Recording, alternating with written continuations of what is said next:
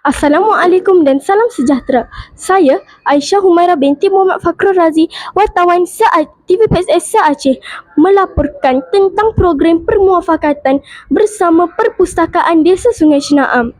Mari kita saksikan aktiviti yang telah dijalankan bersama murid prasekolah.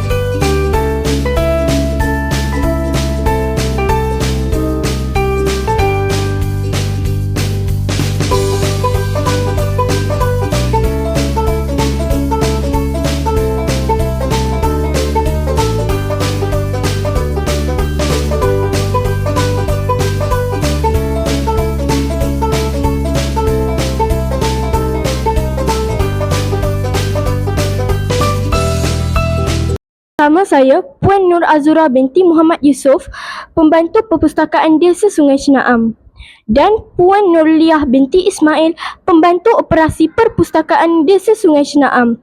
Assalamualaikum Puan, boleh saya tanya beberapa soalan? Boleh. Apakah harapan Puan terhadap murid SK Sungai Aceh selepas program ini?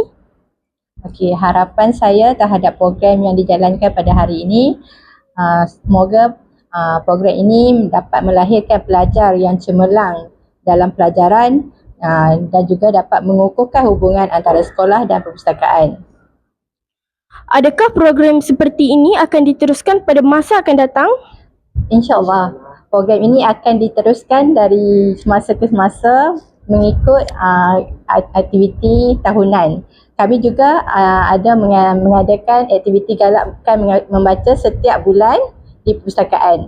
Oleh itu, kami sangat-sangat mengharapkan semoga kerjasama era ini mampu menjayakan setiap aktiviti yang dirancang. Baik, terima kasih Puan. Sama. Sekian laporan hari ini. Diharap jalinan kerjasama ini dapat diteruskan demi melahirkan generasi yang berilmu.